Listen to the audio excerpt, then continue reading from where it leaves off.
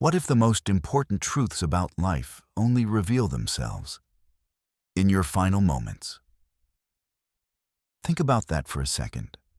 When people are lying on their deathbed, they don't talk about money promotions or how many likes they got on social media.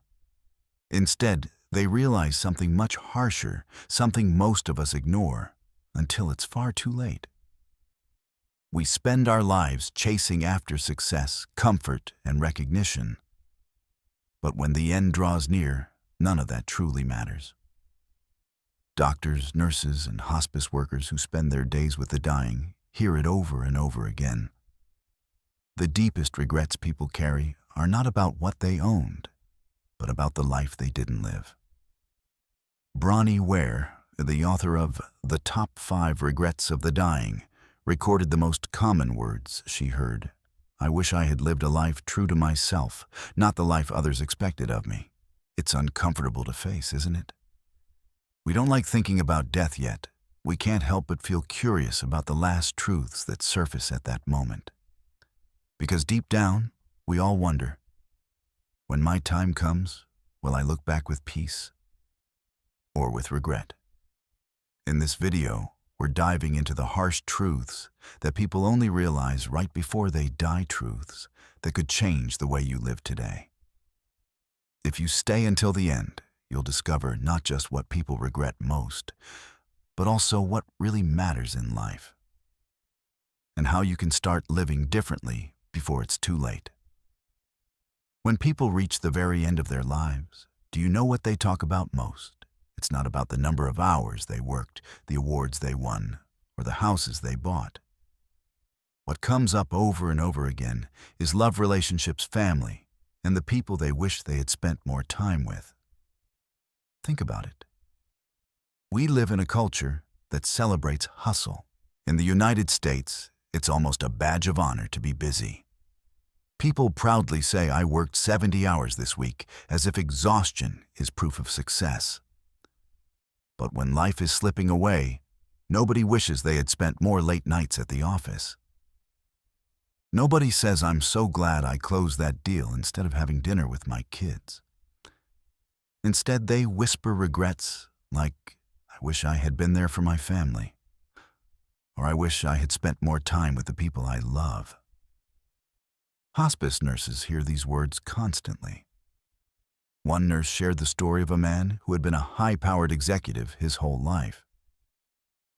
He had money status and everything society says matters.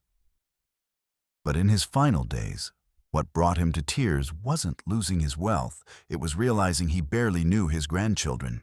He traded years of family dinners, baseball games, and lazy Sunday afternoons for business trips and board meetings. On his deathbed, he told the nurse, if I could go back, I would give it all up just to have those moments with them again. And he's not alone. A study by the Harvard Study of Adult Development, one of the longest-running studies on happiness, found that the biggest predictor of health and happiness in old age isn't wealth, fame, or even career success. It's the quality of your relationships. Strong connections protect our minds, extend our lives, and give us a sense of meaning. Loneliness, on the other hand, is as harmful as smoking or obesity. This truth is everywhere if we're willing to see it. Walk into any nursing home in America, and you'll hear echoes of the same regret. People don't say, I wish I had earned more money. They say, I wish I'd spent more time with my spouse, my kids, my friends. In fact, surveys show that one of the most common phrases seniors repeat is exactly that, I wish I spent more time with loved ones. But here's the uncomfortable question. If we all know this, why do so many of us still make the same mistake? Why do we sacrifice our most precious relationships for achievements that, in the end, mean so little? Part of the answer is fear. We fear falling behind. We fear not being successful enough, not being respected, not proving ourselves. And so we overwork chasing recognition while the people we love wait for us at home. The tragedy is that we're often proving ourselves to people who won't be there when it matters. Your boss won't hold your hand when you're sick. Your colleagues won't sit by your side in your final hours. But your family might, if you're present for them now. Let's be honest. Balancing work and relationships isn't easy. Bills need to be paid, kids need to be supported, and careers matter. But too often, we let the urgent replace the important. We choose the inbox over intimacy deadlines, over dinners and meetings, over memories. And then we wake up one day years later realizing the people we love have grown older or moved on without us.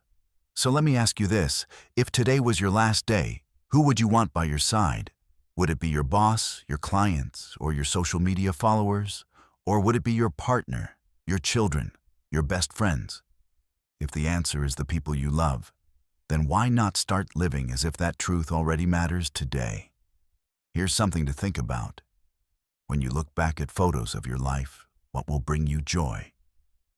Is it the emails you sent, the contracts you signed? Or is it the laughter at a family barbecue, the warmth of a hug, the sound of your child saying, "I love you, Dad," or "I love you, Mom"? We don't get those moments back. Once they're gone forever. That's why so many dying people call this one of the harshest truths they realize too late. That achievements fade, but relationships echo long after we're gone. And here's the hopeful part. You don't have to wait until the end to learn this. You can choose differently right now. Call that friend you've been meaning to call. Have dinner with your family without checking your phone. Take that trip with your spouse, even if it means postponing a project. Because at the end of the day, no one regrets time spent with the people they love. When people reach the very end, one truth hits harder than almost anything else. Money can't buy more time. You can work day and night, save every penny, even build an empire. But when the clock runs out, not a single dollar will buy you another heartbeat. And that realization is devastating. Think about your own life right now. How often do you tell yourself, "I'll spend more time with my kids when things calm down at work," or "I'll take care of myself once I've saved a little more money"? We bargain with time as if it's guaranteed, but it isn't. People at the end of life understand this too late. They realize they've been trading the one thing they can never get back for things they didn't even truly value. One hospice nurse shared the story of a woman who had spent her whole life chasing financial security. She was frugal, cautious, and always said, "One day when I retire, I'll finally enjoy life." But by the time she retired, her health was failing. The dream vacations, the long walks, the time she thought she was saving for later, never happened. In her final days, she told the nurse, "I saved my money, but I lost my time." It's a harsh reminder time is the real currency. Not dollars, not possessions, not promotions.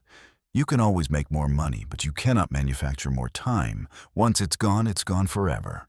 And here's something worth reflecting on.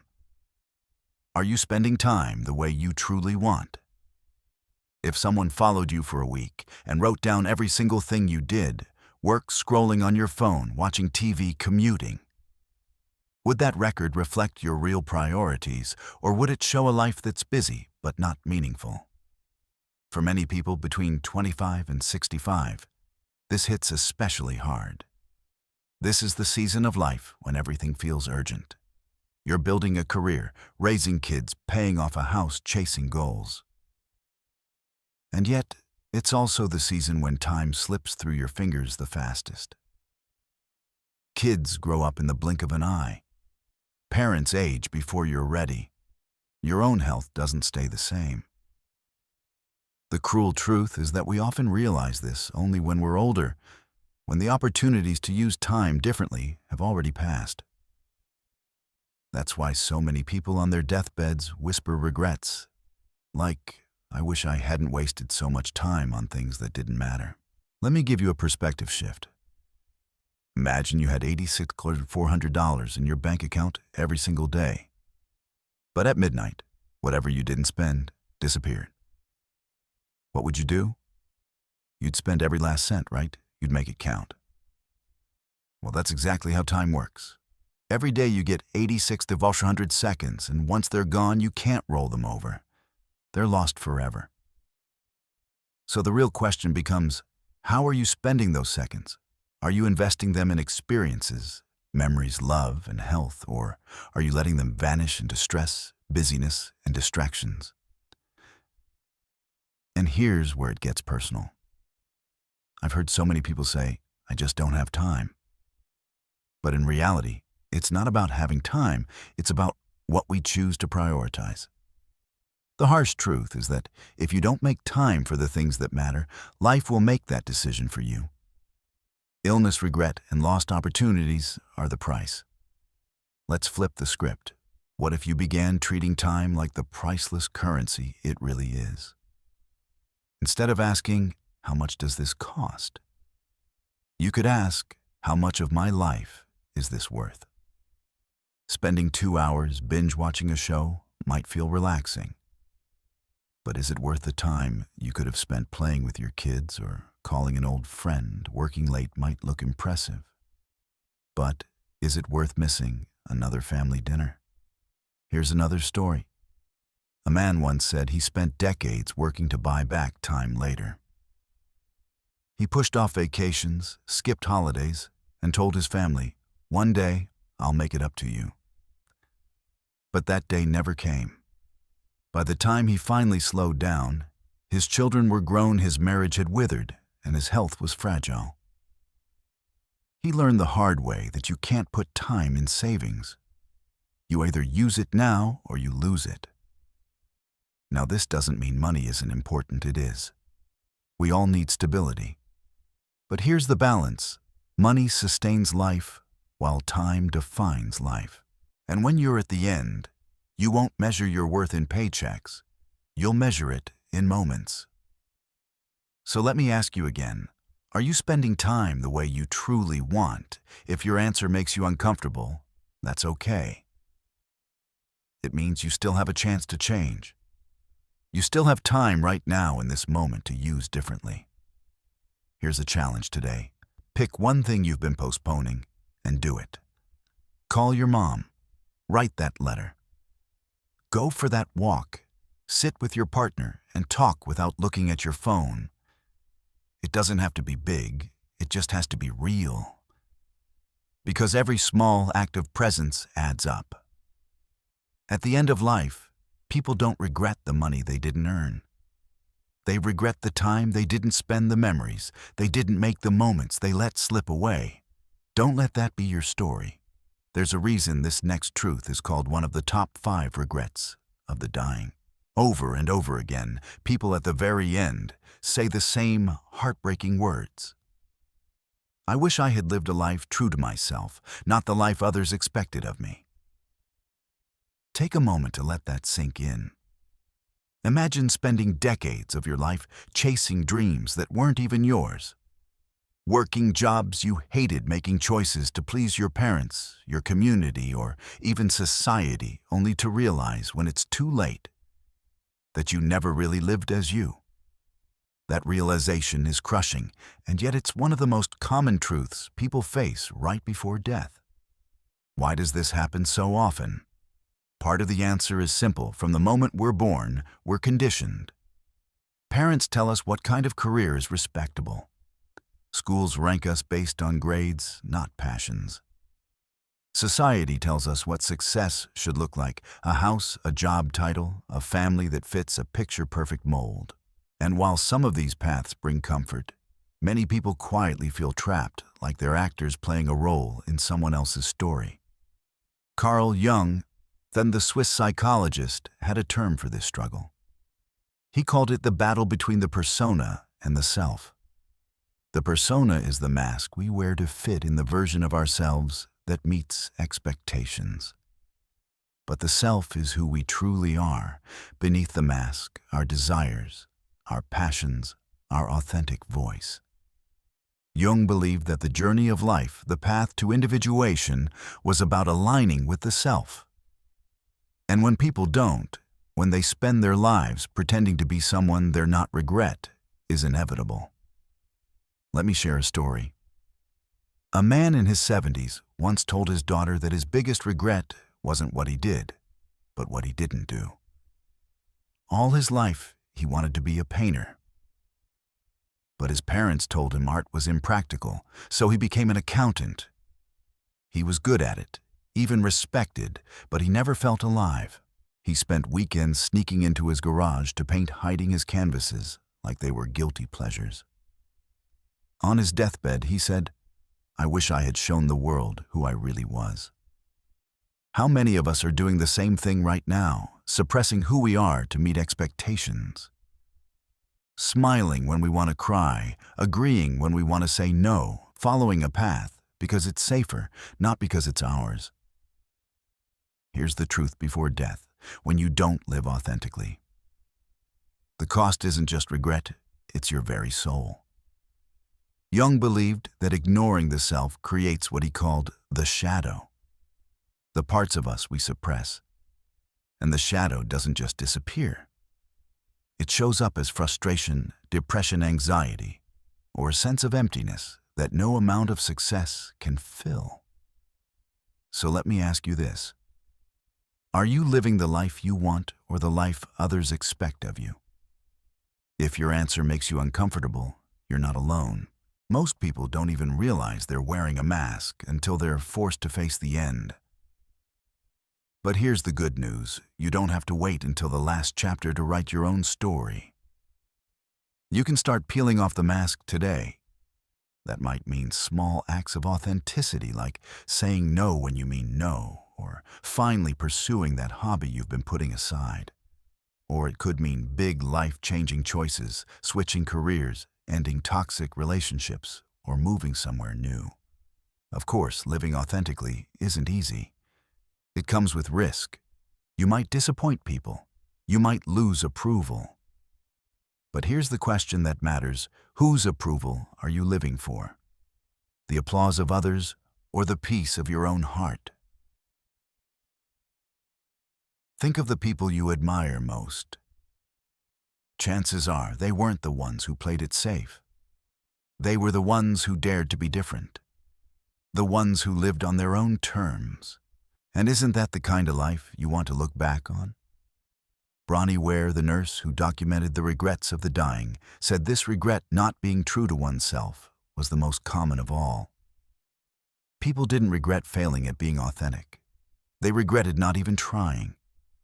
So what does this mean for you right now in your everyday life?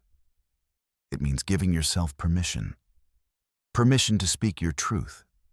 Permission to pursue the path that excites you, even if it scares you. Permission to take off the mask. Because at the end of life, nobody will stand beside you and say, "I'm so glad you lived for me." The only voice that will matter is the one inside you, the one asking, "Did I live as myself?" Here's another harsh truth that people often realize far too late. Health is priceless.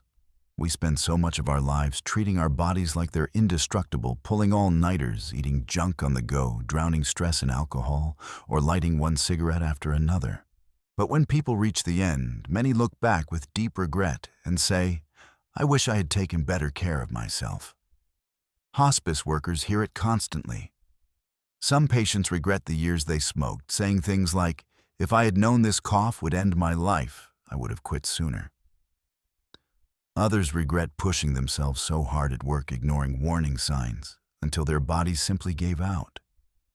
And many whisper the same haunting words, "I didn't realize how much I'd lose when I lost my health." Think about that.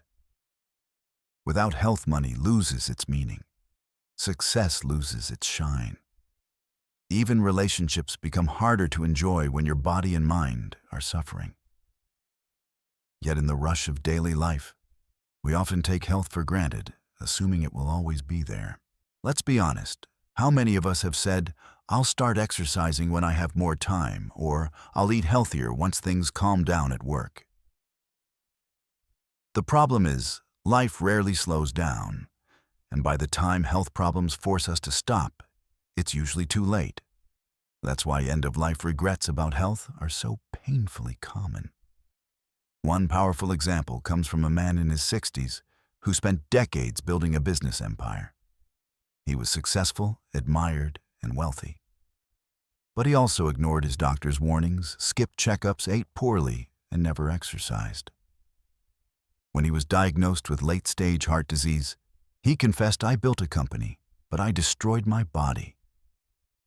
And now I'd give every dollar I've earned just for a few more healthy years." It's a sobering reminder we often treat health as secondary. But when it's gone, nothing else matters. Money can't buy a new body. Success can't erase years of neglect. And regret can't turn back the clock. So here's the question you need to ask yourself right now. Are you taking care of your health today, or are you gambling with your future? And this isn't just about avoiding illness. It's about honoring your body as the vehicle that carries you through life. Are you moving enough, eating food that fuels you instead of drains you, sleeping enough to recharge your mind? Or are you pushing yourself past your limits, hoping your body will always catch up? Carl Jung once said that neglecting the body is like neglecting the soul. The two are deeply connected. When you ignore your physical well-being, you're also dimming your emotional and spiritual energy. That's why people at the end often regret not just the illnesses they developed, but also the years of vibrancy. They lost years when they could have been playing with their kids, traveling, or simply waking up without pain. And here's something else to think about. Many of the regrets tied to health aren't about what people did, they're about what they didn't do. I wish I had gone hiking with my friends. I wish I had played more basketball with my son. I wish I had taken that trip while I still had the strength. These missed experiences are painful reminders that health is the foundation of freedom. Without it, choices vanish. Now I know what you might be thinking. It's too late for me, I've already made mistakes. But the truth is, it's never too late to make small changes. Even simple choices, walking 20 minutes a day, cutting back on processed foods, practicing stress management, can improve your quality of life and give you back precious years. And every day you choose differently, you're writing a different ending for your story. The people who regret their health at the end often wish someone had shaken them earlier and said, "Stop waiting. Start now. Your body is the only home you'll ever live in." So here's my challenge to you. What's one thing you can do today to honor your health? It doesn't have to be drastic. Maybe it's skipping soda for water. Maybe it's shutting off your phone at night so you can sleep. Maybe it's booking that doctor's appointment you've been putting off. These choices may seem small, but compounded over time, they become the difference between a life of regret and a life of vitality. At the end of life, people don't wish they had worked harder while ignoring their health. They don't wish they had sacrificed sleep for more hours at the office. They wish they had taken care of the one thing that made everything else possible, their body. Here's one of the deepest and most haunting truths people realize when their time is running out: the fear of leaving this world without leaving a legacy. It's not just about dying. It's about dying without meaning, without knowing you made a difference, without leaving something behind that outlasts you. Think about it. When you're gone, what will remain for many at the end of life? This question becomes their greatest source of pain. They don't regret failing at work nearly as much as they regret not creating a life that mattered, not making an impact, not passing on their values, not leaving behind memories of love and kindness. And here's the surprising part: legacy doesn't have to be about fame or fortune. Most people won't be remembered like Steve Jobs or Martin Luther King Jr. But legacy can be far more personal. It can be the kindness you showed a stranger, the wisdom you shared with your children, the moments of encouragement that changed someone else's path. Legacy can be the laughter at family dinners, the traditions you pass down, or even the lessons you leave behind in the stories people tell about you. There's a famous American movie, The Bucket List, where two men facing death create a list of things they want to do before they go skydiving, traveling, kissing the most beautiful girl in the world. But as the story unfolds, they discover the real bucket list isn't about thrills. It's about connection. It's about leaving something behind in the hearts of others. That's what legacy is, the imprint of your life on the lives of those you touch. I remember reading about a hospice patient who said his biggest regret wasn't about money, health, or career. It was that he never took the time to share his stories with his grandchildren. He said, "When I die, my memories die with me. I should have passed them on." Imagine that. A lifetime of wisdom lost, not because it didn't exist, but because he never shared it. And this is where it gets real for you and me. Legacy doesn't just happen. It's built choice by choice, day by day. Every word you speak, every action you take, every moment you give someone. It all adds up to the story people will remember when you're gone. So let me ask you this. If today was your last day, what would you regret the most? Would you regret not writing that book you always dreamed of, not starting the project that could have helped others, not saying the words, "I love you" enough? Or maybe you'd regret living small, never taking risks, never daring to live with purpose. Steve Jobs, in his famous Stanford commencement speech, said something powerful. "Remembering that you are going to die is the best way I know to avoid the trap of thinking you have something to lose." He reminded us that in the face of death, if the only thing that matters is whether we've lived authentically and left something meaningful behind. But here's the paradox. Most people wait until it's too late to ask themselves these questions. They wait until the end to wonder, did my life matter? And by then, the chance to create a legacy is gone. That's why we need to face this truth now while we still have time. Legacy doesn't have to be grand. You don't need a statue with your name on it. Sometimes legacy is as simple as being remembered as someone who cared, as someone who showed up, as someone who left others better than they found them. Let me paint a picture. Imagine two different funerals. In one, people gather out of obligation. They speak politely, but there's little emotion. The person lived, but didn't touch many lives. In the other, the room is overflowing. People cry, they laugh, they tell stories of how this person made them feel seen, loved, or inspired. That second life, that's a legacy. And here's the beautiful part. Every one of us has the power to create that kind of legacy starting right now. You don't have to be perfect. You just have to be intentional. You just have to ask, what will I leave behind in the hearts of others? So here's my challenge for you today. Do one thing that will outlast you. Write a letter to someone you love. Teach your child something meaningful. Pass down a family recipe. Start that project you've been dreaming of. Or simply show kindness to someone who needs it. These may seem small, but they're seeds, and seeds grow into legacies. At the end of life, people don't regret failing to impress strangers. They regret not creating meaning for those they love. They regret not leaving behind a story worth telling. And here's the reality, the harsh truth people realize right before they die, is that so much of what we chase doesn't matter. And what truly matters is often what we've neglected. But the good news is, you don't have to wait for your final moments to learn these lessons. You can choose differently, starting today.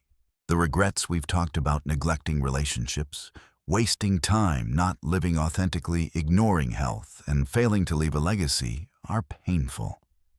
But they are also warnings. Warnings that give us a chance to wake up before it's too late. So let this be your reminder, live, true to yourself. Spend time with the people you love. Protect your health like it's the greatest treasure you'll ever own. And focus on creating meaning, leaving behind memories and kindness that will outlast you. Because when the end comes, it won't be the money, the titles, or the trophies that matter. It will be the love you gave, the time you cherished, and the life you dared to live. Don't wait until it's too late. Live fully today. Say the words you've been holding back. Take that step you've been afraid to take. Choose presence over distraction, authenticity over approval, and connection over busyness. Before you go, I want to hear from you. What do you think people regret the most before they die? Drop your thoughts in the comments. I'd love to read them. And if this video spoke to you, don't forget to hit like, subscribe, and share it with someone who needs this reminder. Because at the end of the day, we're all writing the story of our lives. The question is, will yours be a story of regret or a story of meaning? This is the harsh truth people realize right before they die. Don't let it be your truth. Live differently, starting now.